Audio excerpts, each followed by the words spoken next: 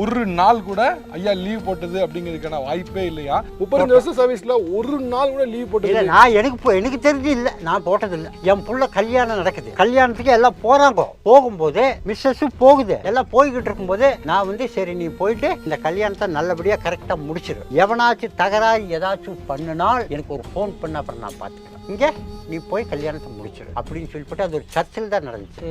அந்த இதுக்கு வந்து அவங்க எல்லாம் போகிறாங்க. காரில் போனோன்னா அவங்கள வழி அனுப்பிச்சு விட்டுட்டு நான் ஆஃபீஸ் போயிட்டேன். மோதிரம் மாற்றும் கூட நீங்கள் இல்லையா? இல்லை இல்லை இல்லை இல்லை. மோதிரம் மாற்றும் போதும் இல்லை, தாலி கட்டும் போதும் இல்லை, மண்டபத்துக்கு போகல, சாப்பாடு இல்லை. ஏன் இப்போ நான் என்ன கேட்குறேன், இப்போ உங்களுடைய பொண்ணு கல்யாணத்தில் நீங்கள் இருக்கணும்னு பொண்ணு ஆசைப்படுவாங்கல்ல, நீங்கள் அப்பா வந்து நம்ம கல்யாணத்தை பார்க்கணும், அப்பா நம்ம கூட இருக்கணும், ஃபோட்டோ எல்லாம் இருந்துக்கணும்னு. இப்போ நீங்கள் உங்கள் வேலைக்கு பண்ணுறீங்க, கரெக்ட், நான் ஏற்றுக்கிறேன். ஆனால் உங்கள் பொண்ணு மனசில் அது நீங்கள் வடுவா இருக்கும்ல, அப்பா நம்ம கல்யாணத்துக்கு கூட இருந்து பார்க்கல, வேலை முக்கியம்னு போயிட்டாங்கன்னு வடு இருக்க தான் செய்யும். இருக்குது. இப்போ வந்து அந்த வடு பற்றி எனக்கு கவலை இல்லை. பிள்ளைக்கு வந்து அம்மா இருக்காங்க, அம்மா அவ்வளவு வேலையும் பண்ணுவாங்க. உங்களுக்கு எவ்வளவு பணம் வேணுமோ, எவ்வளவு காசு வேணுமோ எடுத்துக்கோ, நான் கொடுத்துறேன். உங்களுக்கு இதை தவிர வேற ஒன்றும் வேண்டாம். என்னுடைய பிளெஸ்ஸிங் எல்லாம் உங்களுக்கு வேண்டாம். நான் வந்து வேலைக்கு போகிறது போய்தான் ஆகிறேன் அப்படின்னு சொல்லிட்டு நான் போயிட்டு என்னைய கண்டிஷன் பண்ணல யாரும். ஏன்னா போகிறது இல்லை பண்ணல. பட் இதான் மனசுக்குள்ளே இருக்கும்ல, ஐயோ அப்பா நம்ம கூட இல்லை, அதெல்லாம் இருக்காது. அதை விட உங்களுடைய பிரசன்ஸ் ரொம்ப முக்கியம் இல்லை, நீங்க அங்க இருக்கு, உங்களுடைய இருப்பு ரொம்ப முக்கியம் இல்லை. எனக்கு அங்க இருப்பு, அதை விட முக்கியமான பொறுப்பு இங்க இருக்குது. உங்களுக்கு மேல வேற ஆள் யாராவது கேட்கலாம், யாரு கொடுப்பா, யாரு இந்த இடத்துக்கு யாரு வருவா? ஒன்னா மனுஷன் வந்து 2 விஷயத்துக்கு லீவ் போடுவான். ஒண்ணு வந்து உடம்பு சரியில்லை, அதுக்கு லீவ் போட்டுருவான். கால் கையெல்லாம் வலி, முட்டி வலி, அது வலி, இது வலி, லீவ் போட்டுருவான். அதுக்காக லீவ் போடுவான். எனக்கு சீக்கும் வந்ததில்லை, 35 வருஷமா சீக்கு வந்ததில்லை.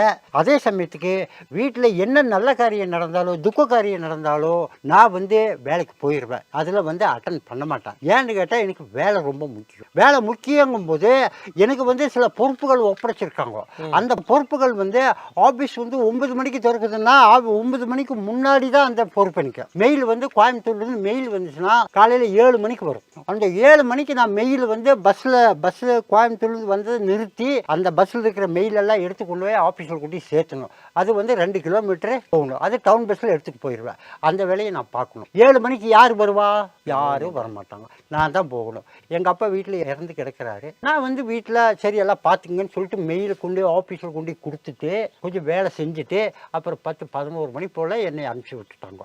ஃபோன் பண்ணிட்டாங்க ஆஃபீஸ்க்கு, இந்த மாதிரி அவன் வேலைக்கு வந்துட்டான்னு ஃபோன் பண்ணிட்டாங்க. அப்புறம் நான் வந்து இங்கே நான் என்னையா இப்படி சொல்கிறீங்க? அப்பா உங்களோட அப்பா தவறுனதுக்கும் இப்படின்னா என்ன?